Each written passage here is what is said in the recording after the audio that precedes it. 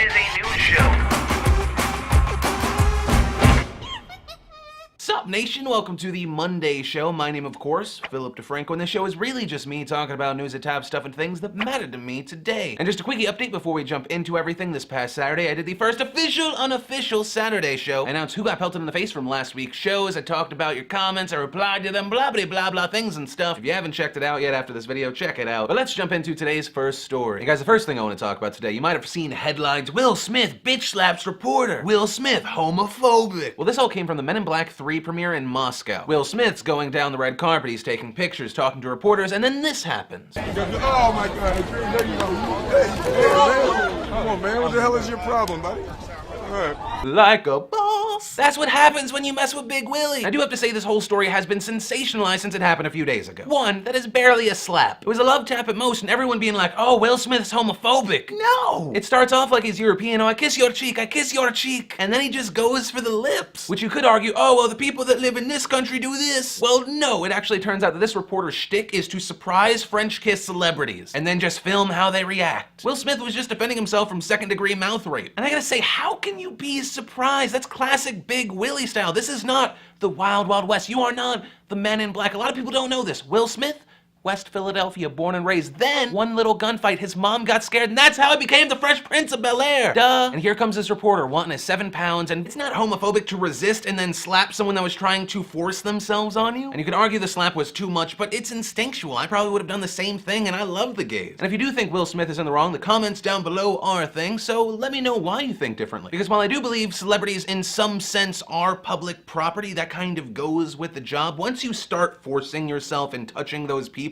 you cross a line that I don't believe can be defended, and whatever happens to you happens to you. Hey guys, let's move on to today's douchebag of the day. And today, they are two currently unnamed parents who are having a little fun with their child at the laundromat, jokingly putting them in the washing machine like, ha, I'm gonna close it. And then they closed it, and they'd already put money in the machine, and they were currently unaware of the auto lock, auto turn on feature once you do that, which then resulted in this security cam footage. So for the longest minute in the world, the child is just thrashing around in this machine. They managed to find someone that actually works the place, which is amazing, because most of these places are usually unmanned. I know all the local ones around here, you just have a phone and then you're like, hey, the machine's broken. He's like, cool, I'll see you in 7 hours. And you see the parent just run away with the child like, are you okay? So the good news of the situation, the baby's okay. The bad news, it still has the same parents. And looking through a lot of internet comments, I saw a lot of parents defending these parents like, you don't know, you're just messing around, it was an accident. And I say, okay, I am not a parent, but at what point do you think, hey, I want to terrify my baby? That was the super bad parenting move that started this whole thing. Your baby taking a tumble on the super late term abortion express is a whole different one. But I guess the main point of this whole story is, did you know you could upload security cam footage of a baby almost dying and getting money off of 1.7 million views? YouTube. You gotta love that. Hey guys, from there, I want to talk about something that's super awesome in tech right now, and it's kind of related to the Kinect. If you've seen my old videos when I went to like CES, E3, even the early stuff, I always thought Kinect was kind of a good jumping off point. And that's because I believe in the future, 90% of the way we interact with computers, objects in general, will be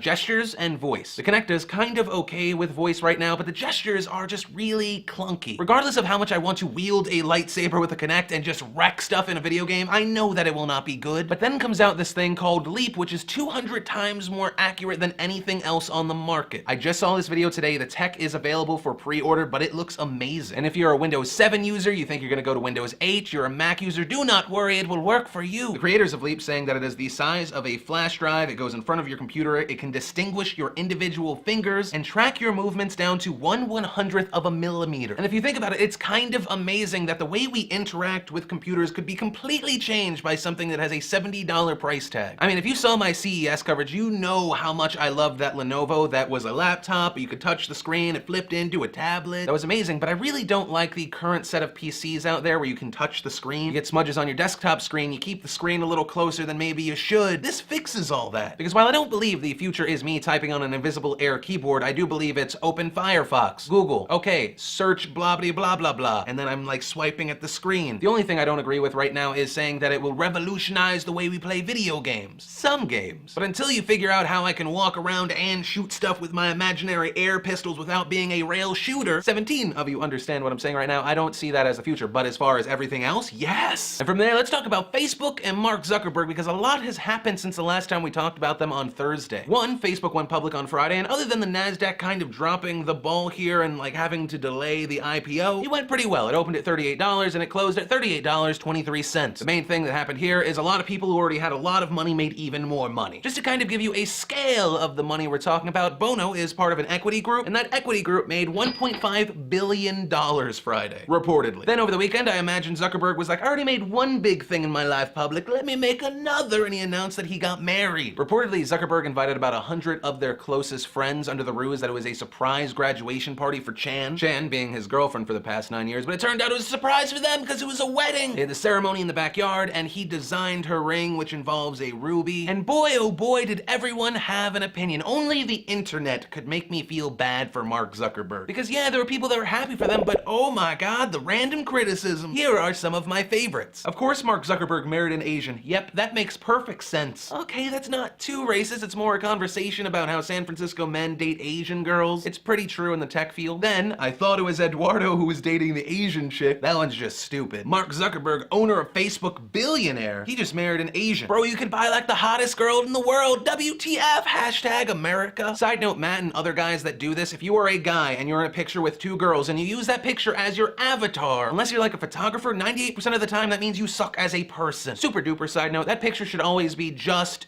you, because the thing that bothers me most about girls on any social network is when they respond to me, I'm like, is it that one or is it the ugly one? Is it that one or that one? I don't know. And I don't want to have to friend you to figure it out. Then, Mark Zuckerberg married an Asian girl. Perv. I don't even know what that means. Then, of course, a lot of people were surprised because they thought Zuckerberg was gay, which I guess I could see. And of course, let's end it on racism. I bet Zuckerberg has the most airtight prenup ever. That Asian girl will get nothing but fortune cookies when they divorce in 4 years. And from there, let's talk about Sexy-Time news. Maxim released their top 100 hottest ladies in the world as voted on by their readers. We'll skip straight to the top 5, that being Olivia Wilde, Katy Perry, Mila Kunis, Olivia Munn, and taking the crown is Refaeli, otherwise known as the super hot model that dated Leo DiCaprio for a while. And something that I thought was very awesome is that the number 57 slot was Lee Newton, our very own Lee Newton. Source-fed zone, and generally just a very funny lady. And I was kind of happy and annoyed because 57 is great. It's all thanks to those of you that watch this show and Source-fed. And so I'm happy because we did something, but I'm annoyed because there is not a doubt in my mind that if Maxim had semi-decent servers that did not crash every time we were like, hey, do you want to vote for Lee? That she would have been number 1, if not at least better than Olivia Munn. But I guess the main point is, thank you, nation, to those of you that chipped in the votes and showed that